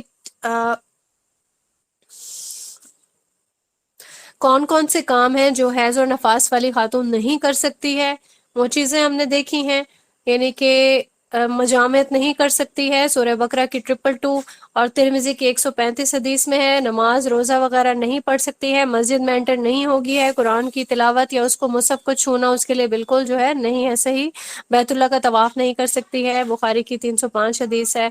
اور پھر اس کے بعد یہ ہے کہ کچھ کام ایسے ہیں جو کر بھی سکتی ہے نا اس دوران، تو وہ شوہر کے پاس مجامعت کے علاوہ جا سکتی ہے، اور بیت اللہ کا طواف نہیں کر سکتی، لیکن حج کے باقی سارے ارکان جو ہیں جتنے بھی اعمال ہیں وہ کر سکتی ہے، ٹھیک ہے۔ اس کے بعد ہم نے دیکھا کہ دو چیزیں امپورٹنٹ تھیں جو میں دوبارہ سے آپ کو ریوائز کرا رہی ہوں، کہ اگر تو طلوع فجر سے پہلے کوئی خاتون پاک ہو گئی ہے، ٹھیک ہے، یعنی کہ فجر کا جو ٹائم ہے اس سے پہلے پاک ہو گئی ہے، تو پھر کیا ہوگا کہ فجر کے ٹائم تک تو وہ مغرب اور عشاء کی نماز اپنی قضا پڑھ لے گی، اور اگر کوئی جو خاتون ہے وہ سورج غروب ہونے سے پہلے پاک ہو گئی تو وہ ظہر اور عصر کے جو فرائض ہے نا، فرض نماز، اس کی قضا کر لے گی، ٹھیک ہے۔ اور پھر ہم نے یہ چیز دیکھی کہ اگر نماز کا ٹائم انٹر ہو گیا، جیسے کہ ظہر کا ٹائم نا 12 بجے سے ہی سٹارٹ ہو جاتا ہے، اگر ظہر کا ٹائم انٹر ہوا تو ہم ویٹ کر رہے ہوتے ہیں نا کہ ٹھیک ہے ابھی ہم 1 بجے پڑھ لیں گے، ہم 1:30 بجے پڑھ لیں گے، ٹھیک ہے، تو اس دوران اگر کسی کو پیریڈز آ جاتے ہیں تو پھر اس کی نماز کی قضا کرنا واجب نہیں ہے، اس پر ضروری نہیں ہے۔ پھر ہم نے غسل کے معاملات میں دیکھا کہ حیض اور نفاس سے پاک ہونے کے لیے بالوں کا کھولنا خاتون کے لیے ضروری ہے، جبکہ جنابت کے غسل میں یہ بال کھولنا ضروری نہیں ہے۔ پھر ہم نے دیکھا کہ استحاضہ والی عورت جو ہے وہ کیسے غسل کرے گی، وہ اگر کر سکے تو ہر نماز کے لیے نیا غسل کرے، نہیں کر سکے تو 3 غسل کر لے، فجر کے لیے، پھر ظہر عصر کے لیے، پھر مغرب اور عشاء کے لیے۔ اگر یہ وہ ایک دن میں 3 غسل نہیں کر سکے تو ہر دن میں 1 غسل کرے، ٹھیک ہے۔ اہل علم کہتے ہیں ایک دن میں بھی وہ نہیں کر سکتی تو پھر ہر نماز کے لیے ایٹ لیسٹ نیا وضو کرے، ایک وضو سے 2 نمازیں نہیں پڑھ سکتی۔ ایک اور امپورٹنٹ چیز ہے، یہ جو استحاضہ والی جو خاتون ہے وہ اپنے شوہر کے پاس جا سکتی ہے، ٹھیک ہے، استحاضہ والی، استحاضہ کا ایک ایسا، کیونکہ یہ ایک بیماری میں آتا ہے، اس دوران آپ کی جو نماز ہے وہ بھی آپ نے پڑھنی ہوتی ہے، ہر نماز کے لیے نیا وضو کرنا ہوتا ہے، اور نماز اس کے لیے واجب ہوتی ہے خاتون کے لیے، اور اگر اس کو شوہر بلاتا ہے تو وہ اس کے پاس جا سکتی ہے، لیکن اس عمل کو مکروہ کہا جائے گا۔ اب مکروہ کس حکم میں آتا ہے یہ سب آپ لوگ جانتے ہیں نا۔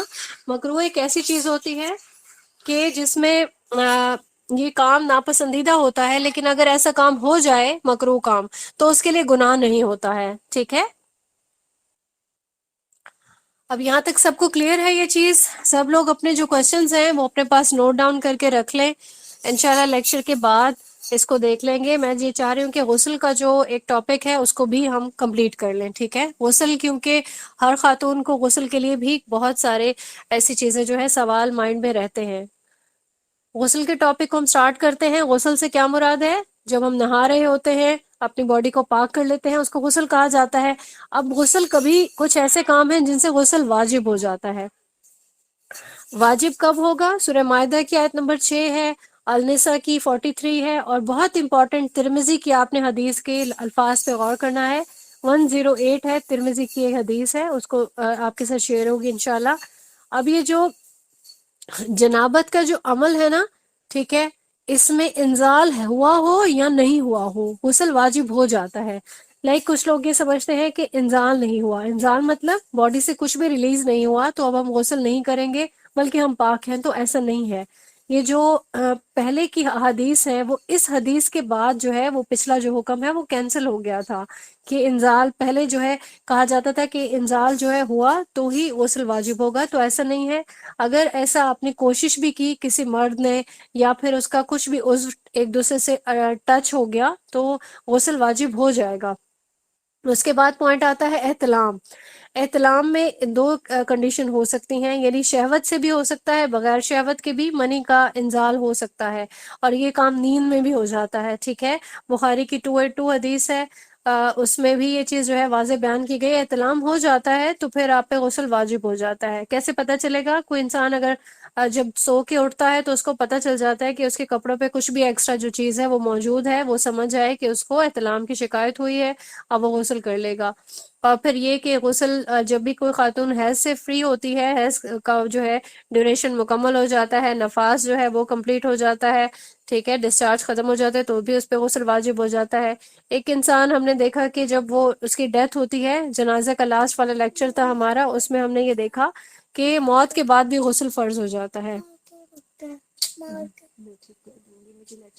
ٹھیک ہے، اس کے بعد اگر کوئی انسان اسلام قبول کرتا ہے، ٹھیک ہے، کافر ہے کوئی، اسلام کے دائرے میں آ گیا، بخاری کی حدیث ہے 4372، تو بھی اس پہ غسل فرض ہو جاتا ہے. ٹھیک ہے، تو کبھی بھی اللہ تعالی ہم سب میں سے کسی کو بھی یہ موقع جو ہے عنایت فرمائے، یہ توفیق عنایت فرمائے کہ کوئی ہماری وجہ سے دائرہ اسلام میں انٹر ہو. تو آپ کو یہ چیز یاد ہونی چاہیے کہ صرف کلمہ نہیں پڑھانا، بلکہ اس کو غسل کی بھی جو ہے ترغیب دینی ہے، غسل کا کہنا ہے، اس پہ غسل فرض ہے. جیسے ہی وہ غسل کر کے آئے گا تو بھی اس کو کلمہ پڑھانے کے بعد چھوڑ نہیں دینا، بلکہ کیا کرنا ہے، اس کی تربیت کا بھی اہتمام کرنا ہے. اور اس کے لیے سب آمین کہیں کہ اللہ تعالی ہم سب کو ضرور ایسا موقع اپنی زندگی میں عنایت فرمائے. آمین ثم آمین. غسل کے فرائض دیکھ لیتے ہیں. نیت کرنا، ٹھیک ہے، بخاری کی حدیث یہ پہلی حدیث ہے جس میں امام بخاری نے اس کو درج کیا ہے کہ نیت جو ہے وہ ہر عمل کے لیے ضروری ہے. ٹھیک ہے، نیت کے بغیر کچھ بھی نہیں ہوتا. تو غسل کرنے کی بھی ایون جو ہے وہ نیت ہوگی، آپ کے مائنڈ میں یہ چیز ہونی چاہیے. اچھا، پھر اس کے بعد کیا ہوگا؟ یہ پورے باڈی پہ پانی بہانا، اس میں ناک منہ میں پانی ڈالنا، یہ چیزیں شامل ہیں غسل میں. ٹھیک ہے، یہ فرائض میں آ رہا ہے. اور بالوں میں خلال کرنا.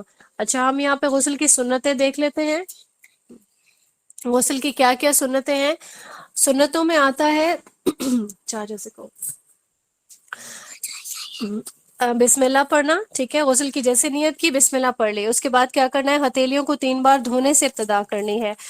284 بخاری کی حدیث ہے. ٹھیک ہے، پہلے 3 بار ہاتھ دھو لیے، اس کے بعد آپ نے شرمگاہ کو دھو لیا، ٹھیک ہے، نجاست کو دور کر لیا. اور پھر اس کے بعد غسل سے پہلے، یعنی کہ باڈی پہ پانی ڈالنے سے پہلے وضو کرنا یہ مستحب ہے. یہاں پہ آپ کے ساتھ بخاری کی 257 حدیث جو ہے وہ شیئر کی جائے گی. تو یہاں پہ ایک اور چیز ملتی ہے اس حدیث سے، آپ یہ چیز بھی نوٹ ڈاؤن کیا کریں. ایک حدیث جو ہے وہ دو دو تین تین پرپز سرو کر دیتی ہے سم ٹائمز نا. ٹھیک ہے، اب یہاں پہ جیسے ہم دیکھ رہے ہیں کہ غسل سے پہلے وضو کرنا ہے، ٹھیک ہے، لیکن ہم نے ساتھ ساتھ ایک اور چیز دیکھی کہ غسل کے لیے ایک بار بھی اگر باڈی پہ پانی ڈال دیا تو بھی جو ہے وہ پاکی حاصل ہو جاتی ہے، وہ بھی غسل میں کنسیڈر ہوتا ہے. ٹھیک ہے، تو انشاءاللہ حدیث سے محبت کیا کریں. جیسے کوئی بھی حدیث پڑھیں تو اس میں دیکھیں کہ یہ کون کون سے پرپز سرو کر رہی ہے، ایک سے دوسری بات بھی اس میں آ گئی ہے تو یہ کیوں آئی ہوگی. ٹھیک ہے، غور و فکر کریں. اپنے جو بھی استاد ہیں آپ کو اویلیبل ہیں اللہ تعالیٰ کی طرف سے، ان سے بھی آپ سوال کر سکتے ہیں. تو کیا ہوتا ہے، انسان کا جو مائنڈ ہے وہ اس کی جو ہے وسعت میں اضافہ ہوتا ہے. ٹھیک ہے، فہم میں اضافہ ہوتا ہے. اچھا، اب یہاں پہ ہم دیکھتے ہیں کہ غسل کے مکروہ کون کون سے کام ہیں. غسل کے دوران اگر کوئی پانی کا زیادہ استعمال کرتا ہے وہ مکروہ ہے. ٹھیک ہے، اور بہت زیادہ پانی ضائع نہیں کرنا. اور پھر ناپاک جگہ پہ بیٹھ کے نہانا، اس چیز کا ضرور اہتمام کرنا چاہیے کہ پاک جگہ پہ ہی بیٹھ کے نہانا ہے. اور اس کے بعد یہ کہ پردہ کیے بغیر کھلی جگہ نہانا. ابو داؤد کی حدیث ہے 4012 کہ کوئی اگر کھلے میدان میں ایسے ہی نہانا اس نے اسٹارٹ کر دیا تو اس کے لیے یہ ضروری ہے کہ اپنے سطر کو وہ ڈھک لے. ٹھیک ہے، تو یہ چیز پہلے جو ہے گاؤں دیہاتوں میں یہ چیز بہت زیادہ آبزرو کی جاتی تھی، لوگ اس چیز کی پرواہ نہیں کرتے تھے. تو اس چیز کے لیے بہت زیادہ ایک حکم ہے کہ ایٹ لیسٹ سطر ڈھکا ہوا ہو، یعنی کپڑوں کے ساتھ آپ جو بھی آپ نے تہمد وغیرہ تہبند وغیرہ باندھا ہوا ہے یہ میل کے لیے. آپ کو پتہ ہے خاتون کا سطر زیادہ ہے، تو غسل کرنا ایسی جگہ پہ اگر ضروری ہو جاتا ہے تو کم سے کم اہتمام کی یہ جو ہے ایک کنڈیشن ہے. اور خاتون جو ہے وہ تو ویسے بھی بغیر پردہ والی جگہ کے بغیر نہا بھی نہیں سکتی ہے. اور یہ کہ ٹھہرے پانی میں نہانا، ٹھیک ہے، اس کی وجہ کیا ہے؟ پہلے کی جو احادیث ہیں، آپ کے ساتھ ایک پورا ٹاپک ڈسکس کیا تھا کہ اگر کھڑا پانی ہے اس میں کوئی بھی جنبی آ کے نہانے لگتا ہے تو باقی لوگ کیسے اس سے پانی حاصل کریں گے، یا کیسے اس سے ان کو جو ہے کراہت محسوس ہوگی. تو کھڑے پانی میں کبھی بھی نہیں نہانا چاہیے. اب یہاں پہ ہم دیکھتے ہیں کہ جس پہ غسل واجب ہو، ہم نے پہلے بھی دیکھا کہ وہ مسجد میں نہیں جا سکتا، ٹھیک ہے، اور پھر یہ کہ اگر صرف وہاں سے گزر رہا ہے تو محض گزرنے کی اجازت ہے، لیکن وہ مسجد میں ٹھہر نہیں سکتا جس پہ بھی غسل واجب ہو، اور قرآن کریم کو وہ نہیں چھوئے گا، نہیں پڑھے گا، نماز نہیں پڑھ سکتا، طواف نہیں کر سکتا، ٹھیک ہے۔ کون سا انسان؟ جس پہ غسل واجب ہو۔ کب کب غسل واجب ہوتا ہے؟ جب انسان جنبی ہوتا ہے، جب انسان پہ حیض والا معاملہ ہوتا ہے یا نفاس والا معاملہ ہوتا ہے، ٹھیک ہے، کلیئر ہو گیا؟ اب ہم دیکھتے ہیں کہ اگر غسل واجب ہے تو اس کنڈیشن میں مکروہ کام کون کون سے ہیں؟ اگر تو حالت جنابت میں ہے اور وہ سونا چاہ رہا ہے تو ترمذی کی حدیث ہے 120، اس میں یہ چیز بیان کی گئی ہے کہ اگر نیند آ رہی ہے، سونا چاہ رہا ہے کوئی انسان، تو اس کو چاہیے کہ وہ وضو کر لے، ایٹ لیسٹ کم سے کم وضو کر کے سو جائے، پھر اٹھ کے غسل کر لے۔ اور پھر دوسری چیز یہ ہے کہ غسل میں فضول خرچی سے کام نہیں لینا، بخاری کی حدیث ہے 201۔ اچھا، یہاں پہ آپ کو میں نے گوگل سے کچھ چیزیں جو ہے سرچ کر کے، یہ گوگل کے امیجز ہیں اور سارے جو چیزیں ہیں یہ بیان کی گئی ہیں کہ کم سے کم پانی کتنا ہونا چاہیے کسی بھی انسان کے لیے جب وہ غسل کرتا ہے۔ اب یہاں پہ جو اوزان والا ایک پورا پیرامیٹر جو ہے وہ فقہا نے ڈیسائیڈ کیا کہ ایک سا سے رسول اللہ صلی اللہ علیہ وآلہ وسلم کیونکہ اپنا غسل کر لیا کرتے تھے، تو یہ کیا پیمانہ ہے؟ اب جو اہل علم ہے نا ان کا اس پہ کافی زیادہ اس پہ اختلاف بھی ہے، ٹھیک ہے۔ اختلاف کس طرح؟ ایک سا کا جو پیمانہ ہے، کچھ لوگ اس کے بارے میں کہتے ہیں کہ یہ 2 سیر 14 چٹان کے اکول آتا ہے، ٹھیک ہے، اور جو ابو حنیفہ کے جو فالوورز ہیں ان کے اکارڈنگ یہ 3 سیر کے اکول آتا ہے، ٹھیک ہے۔ تو یہ مطلب تھوڑا بہت اس میں ڈفرنس لوگوں کے اکول ہے، لیکن جو بہت زیادہ اس کا اہتمام کرنے والے لوگ ہیں انہوں نے باقاعدہ یہ پیمانہ اپنے پاس رکھا ہوا ہے، مدینہ میں اور کچھ ایسے سینٹرز ہیں پاکستان میں بھی لازماً ہوں گے، تو ان کا ایک ارینجمنٹ ہے کہ انہوں نے اس پیمانے کو اپنے پاس رکھا ہوا ہے کہ ہم اس سے زیادہ پانی استعمال نہیں کریں گے، کیونکہ رسول اللہ صلی اللہ علیہ وآلہ وسلم اتنا بھی پانی یوز کرتے تھے، ٹھیک ہے۔ تو اس پہ ہم دیکھ لیتے ہیں کہ یہ جو آپ کے ساتھ باقی امیجز ہیں وہ بھی شیئر ہوں گے کہ اہل عراق والے کیا کہتے تھے، ان کے ایکول جو ہے ایک سا کتنا ہے، ٹھیک ہے۔ اس کے بعد جو ہے میں نے یہ سارے امیجز شیئر کیے ہیں، انشاءاللہ آپ کے ساتھ بھی شیئر ہو جائیں گے کہ کتنا ہو سکتا ہے۔ اب یہاں پہ دیکھیں کہ ایک جگہ یہ جو مد بھی ہے نا اس حدیث کے الفاظ میں کہ 1 سا سے لے کے 5 مد، اب ایک مد میں کتنا پانی آتا ہے آپ کے ساتھ یہ بھی شیئر ہو رہا ہے کہ انسان کے جو دونوں ہاتھوں کا چلو ہے نا، ایک چلو بھر پانی، اس کو مد کہیں گے، ٹھیک ہے۔ تو اس کے اکارڈنگ بھی آپ اندازہ کر سکتے ہیں کہ کتنا پانی استعمال کرنا چاہیے۔ مطلب یہاں پہ آپ اس چیز کو اپنا آہستہ آہستہ کرتے ہوئے، کیونکہ ہم لوگوں کو اتنی عادت نہیں ہوتی ہے، تو آپ لوگوں نے یہ کرنا ہے کہ اپنی ایک بکٹ جو ہے کم سے کم، اگر بڑی بکٹ ہے تو اس کو آپ نے ہاف کا اندازہ کرنا ہے، آہستہ آہستہ اپنے آپ کو اس پیٹرن پہ لانا ہے کہ میں نے اس سے زیادہ پانی استعمال نہیں کرنا، کیونکہ پانی میں جب وہ فضول خرچی ہو جائے گی تو وہ بھی ہماری سنت کے اکارڈنگ نہیں رہے گا، ٹھیک ہے۔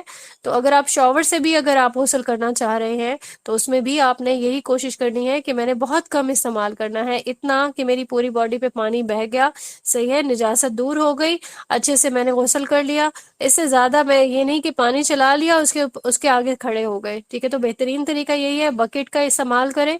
کوئی یہ اذان والوں سے یہ والا پیمانہ اگر لیتا ہے تو بھی اچھی بات ہے، سنت پہ عمل کرنے کا بھی ایک اپنا مزہ اور اپنا ایک ثواب ہے، ٹھیک ہے۔ تو کوئی اپنی جتنی کوشش کر سکتا ہے اس میں لازمن کرے۔ اب یہاں پہ ہم دیکھ لیتے ہیں کہ جنابت کا جو غسل ہے وہ کیسے کرنا چاہیے۔ ہر غسل سے پہلے نیت ہوتی ہے، ٹھیک ہے، پہلے نمبر پہ تو نیت آ جائے گی، بسم اللہ ضرور پڑھنا ہے۔ پھر اس کے بعد سب سے پہلے دونوں ہاتھوں کو کلائیوں تک دھونا ہے، دونوں ہاتھ دھو لیے۔ اب وجہ کیا ہے دونوں ہاتھوں کو دھونے کی؟ ہاتھ انسان کے آل دا ٹائم صاف نہیں ہوتے، اور جب بھی آپ نے برتن سے پانی لینے لگتے ہیں تو گندا اگر ہاتھ ہوگا تو وہ گندا کر دے گا پانی کو، ٹھیک ہے، نجاست والا ہو جائے گا پانی۔ تو بہتر کیا ہے کہ دونوں ہاتھوں کو پہلے دھو لیں، اس کے بعد آپ نے سٹارٹ کرنا ہے اپنا غسل۔ سب سے پہلے آپ نے یعنی کہ نیت بسم اللہ پڑھنے کے بعد، ہاتھ دھونے کے بعد آپ نے سب سے پہلے استنجا کرنا ہے، آپ نے جو بھی نجاست ہے اس کو دھونا ہے، ٹھیک ہے، اچھے سے، اور بہتر ہے کہ 3 بار دھو لینا ہے۔ اور پھر کیا کرنا ہے اس کے بعد؟ ہاتھ دھونے کے بعد مکمل وضو کیا، مکمل وضو میں آپ کا پاؤں دھونا نہیں آئے گا. مکمل وضو میں آپ نے سر کے جو مسا ہے جیسے یہاں تک آئے تو پھر کیا کیا آپ نے سر کو دھو لیا. ٹھیک ہے، سر کو بھی اور اپنے کانوں کو بھی 3 بار سر دھویا. پھر اس کے بعد دائیں حصے پہ پانی ڈالا، یعنی کہ پوری جو آپ کی دائیں آپ کی جو سٹارٹ ہوتی ہے جہاں سے اور اینڈ تک پانی بہا لیا دائیں سائڈ پہ. پھر بائیں سائڈ پہ 3 بار پھر پانی بہایا. پھر اس کے بعد ایک بار پوری جو باڈی ہے اس کے اوپر پانی ڈال دیا، پوری باڈی کو دھو لیا. ٹھیک ہے، اس دوران آپ نے اپنے آپ کو پاک کرنے کے لیے، صاف کرنے کے لیے سوپ یوز کر سکتے ہیں، کچھ بھی. ٹھیک ہے، اور باڈی کو اپنے ہاتھوں سے بھی رگڑ کے صاف کر سکتے ہیں. اور سب سے آخر میں آپ نے پاؤں دھونے ہیں. یہاں پہ صحیح مسلم کی حدیث آپ کے ساتھ شیئر کروں گی 7-1. ٹھیک ہے، یہ آپ کے ساتھ شیئر ہوگی انشاءاللہ. یہاں پہ آپ دیکھ سکتے ہیں کہ یہ ساری چیز اس میں جو ہے شامل کی گئی ہے. اب ایک اور چیز ہے، ایک اور حدیث ہے صحیح مسلم کی ہے 750. اب یہاں پہ ہم دیکھتے ہیں کہ غسل حیض کا کیا طریقہ بتایا گیا ہے. اما عائشہ کی طرف سے یہ حدیث جو ہے روایت کی گئی ہے. اور اس حدیث کے کیا الفاظ ہے، پوری حدیث آپ نے پڑھنی ہے. ٹھیک ہے، یہاں پہ بیری کے پتے کیوں یوز کیے جاتے تھے؟ کیونکہ اس زمانے میں سوپ وغیرہ نہیں ہوتا تھا نا، تو جیسے بیری کے پتوں کو بوائل کرے فوراً ہی تھوڑی جھاگ سی بننے لگتی ہے. تو جو بیری کے پتے ہیں وہ کیا پرپز سرو کرتے ہیں؟ پاکی جو ہے اختیار کرنے کے لیے، ڈٹرجنٹ جیسا. صحیح ہے، تو کیا کرنا ہے آپ نے، اپنے آپ کے پاس سوپ ہوگا نا، تو سب سے پہلے آپ نے حیض جہاں پہ لگا ہوتا ہے اس ایریا کو صاف کر لینا ہے. اور اس کے بعد آپ نے سر پہ جو ہے پانی ڈالنا ہے. بالوں کی جو مانگیں ہیں، اب یہ غسل حیض کے لیے ہمیں یاد رہے کہ بال کھولنے ہیں. ٹھیک ہے، غسل جنابت میں ہمیں کیا پتا تھا؟ غسل جنابت میں عورت اگر بال نہیں کھولتی ہے تو سر کی سکن پہ پانی چلا جاتا ہے تو غسل ہو جائے گا. جبکہ حیض میں پانی جو ہے ڈالے گی سر پہ تو بال کھلے ہونے چاہیے. ٹھیک ہے، اچھا یہاں پہ ایک چیز ایڈیشنل ہے جو ہم میں سے بہت سارے لوگ نہیں کرتے، لیکن ہوپ فلی کچھ کرتے بھی ہوں گے، کہ مشک جو ہے اس کا لگا ہوا کپڑا اس روئی پہ لگا کر یا پھر کپڑے پہ لگا کے اس کو آپ نے اپنے حیض کی جو جگہ ہے اس کو اس سے پاکی اختیار کر سکتے ہیں. اب یہاں پہ ایک چیز امپورٹنٹ ہے کہ یہ مشک بتایا گیا، یہ آپ کے عام پرفیوم نہیں ہے جس میں الکوہل بھی ہوتی ہے. ٹھیک ہے، کسی کے پاس اگر بنا الکوہل والا مشک اگر اویلیبل ہے تو وہ استعمال کر سکتا ہے، کیونکہ یہ حدیث کے الفاظ ہیں اور اس پہ اگر ہم عمل کریں گے تو اس کا یہی مطلب ہے کہ ہم نے سنت پہ عمل کیا. کوئی اگر اس کو نہیں کر سکتا تو بھی کوئی اتنا مسئلہ نہیں ہے، کیونکہ آپ جو ڈٹرجنٹ والا یہ جو سوپ یوز کرتے ہیں یوزلی یہ بھی خوشبو والا ہی ہوتا ہے. ٹھیک ہے، اچھا یہاں پہ ہم نے دیکھا کہ غسل کیسے کرتے ہیں. اب تک ہم نے غسل کے سارے فرائض بھی دیکھ لیے، سنتیں بھی دیکھ لی ہیں، اور غسل کے مکروہ کام دیکھ لیا ہم نے. غسل جب واجب ہوتا ہے تو ہم کیا کیا کام نہیں کر سکتے ہیں.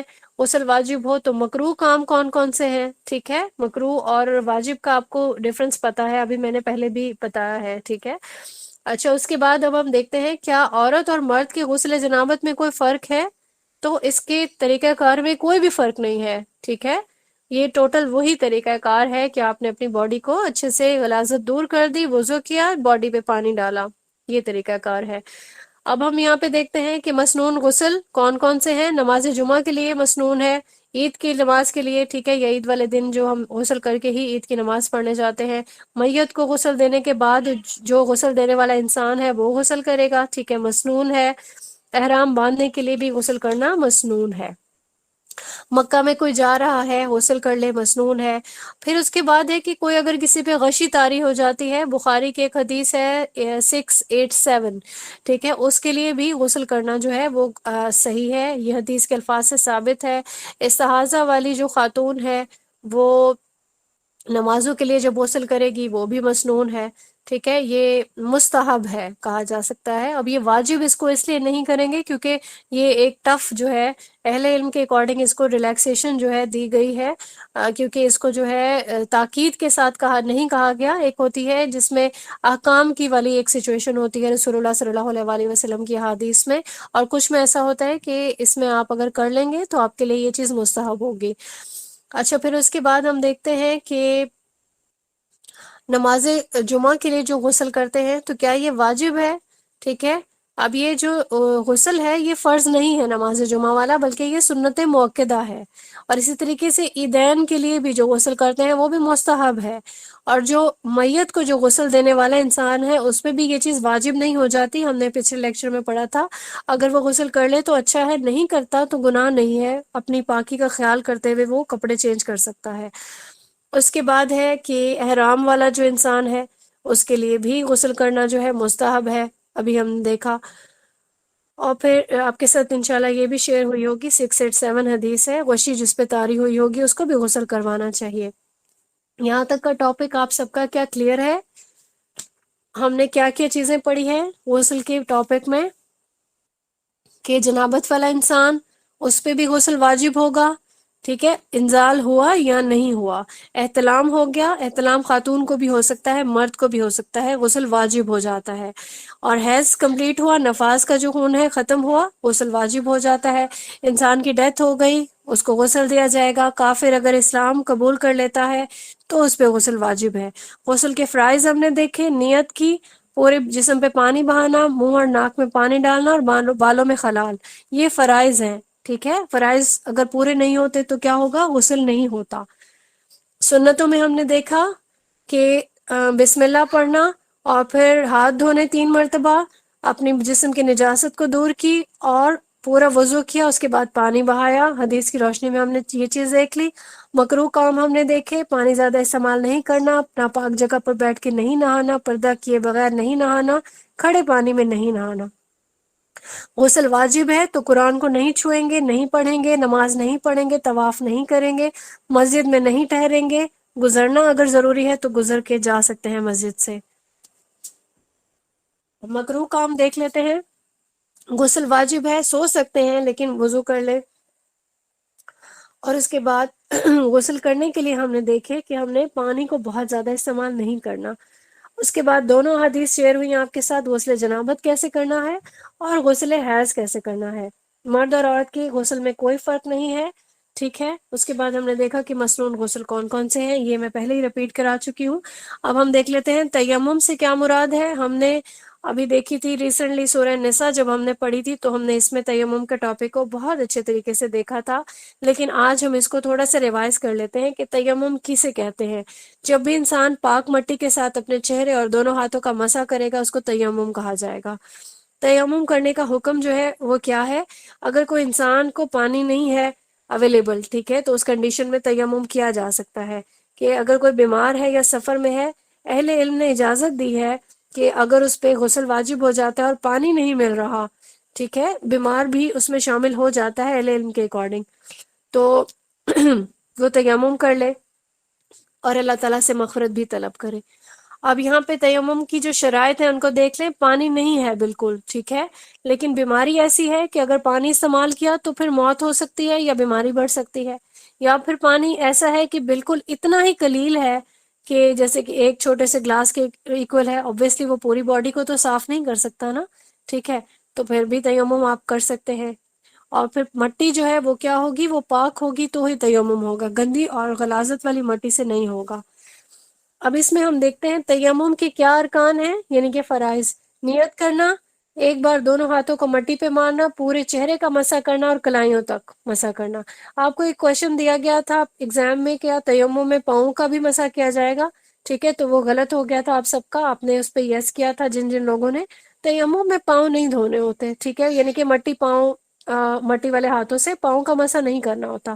یہ جو حکم میں آ رہا ہے یہ صرف اتنا ہی ہے کہ چہرے اور کلائیوں تک دونوں ہاتھوں کا مسح کرنا. ٹھیک ہے.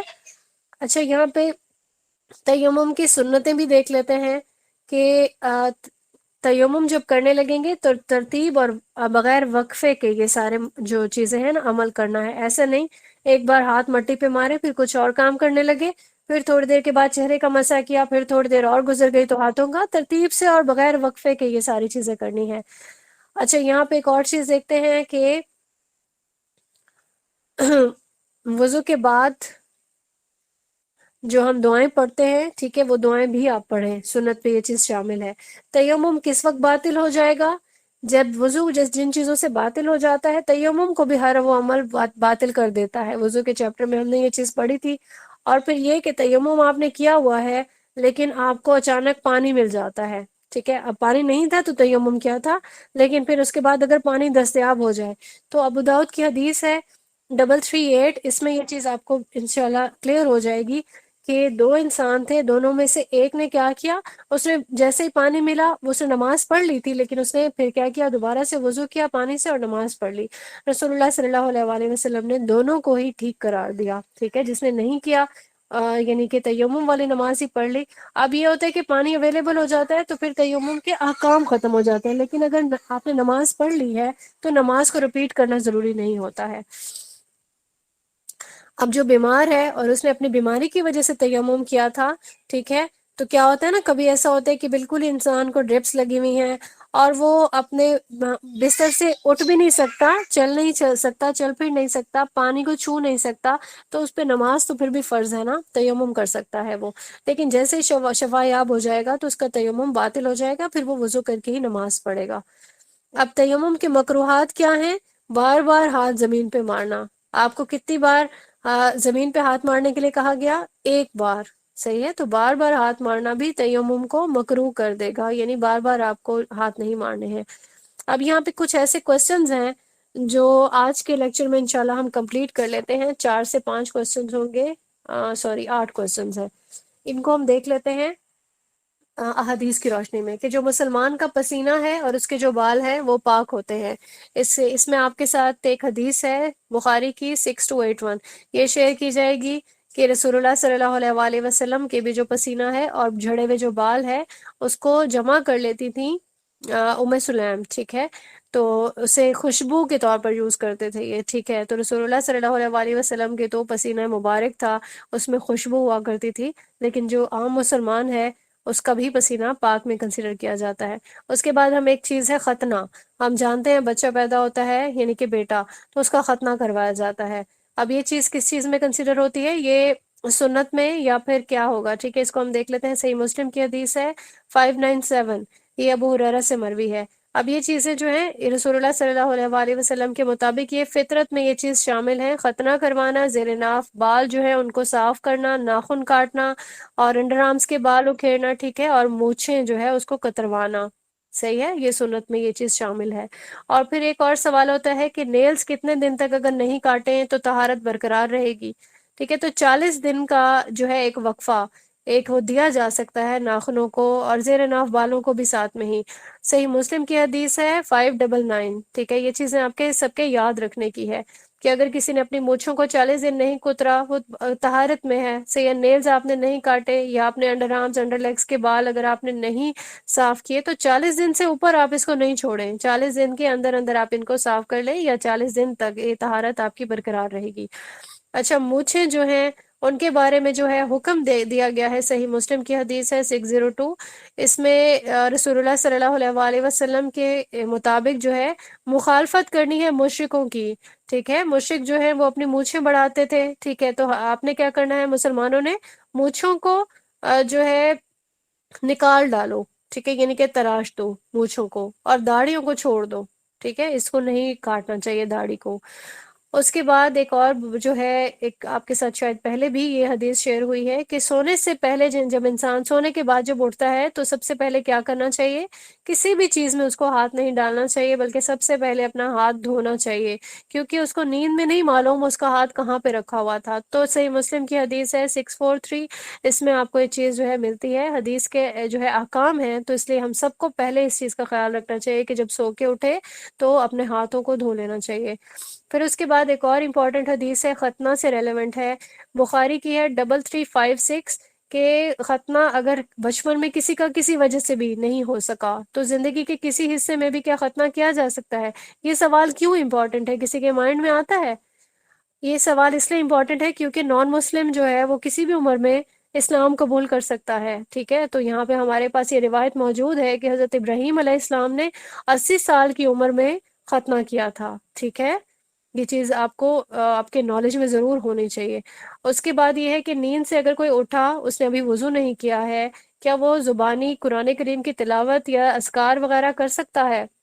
تو اس کے لیے حدیث شیئر ہوگی انشاءاللہ آپ کے ساتھ۔ صحیح مسلم کی 1789 حدیث ہے، رسول اللہ صلی اللہ علیہ وآلہ وسلم کی سنت سے یہ چیز ثابت ہے۔ آپ صلی اللہ علیہ وآلہ وسلم نے سو کے اٹھنے کے بعد وضو سے پہلے سورہ آل عمران کی آخری 10 آیتوں کی تلاوت کی، ٹھیک ہے، اس کے بعد وضو کیا، پھر نماز پڑھی۔ پھر اس کے بعد ایک اور حدیث ہے 6312، یہ حدیث آپ دیکھیں، اس میں سونے اور اٹھنے کی دونوں کی جو دعائیں ہیں وہ شامل ہیں۔ آپ کو یہ دعائیں پہلے بھی یاد کرائی گئی تھیں، اس کو پھر سے ریوائز کر لیں، ٹھیک ہے۔ جب آپ سونے لگو، بستر پہ جاؤ تو کون سی دعا پڑھو، اور جب بیدار ہو جاؤ تو کیا پڑھو۔ اس کے بعد یہ ہے کہ ایک اور آج کل بہت زیادہ دیکھا گیا ہے کہ جو نوجوان ہیں اپنے سر کے کچھ حصے کو جو ہے وہ اچھے سے مطلب وہ کروا لیتے ہیں، جس کو منڈوانا کہتے ہیں، ٹھیک ہے، اور کچھ حصے کو چھوڑ دیتے ہیں، اس کو سٹائل کہا جاتا ہے۔ اس کا جو عمل ہے یہ قضا کے حکم میں آتا ہے،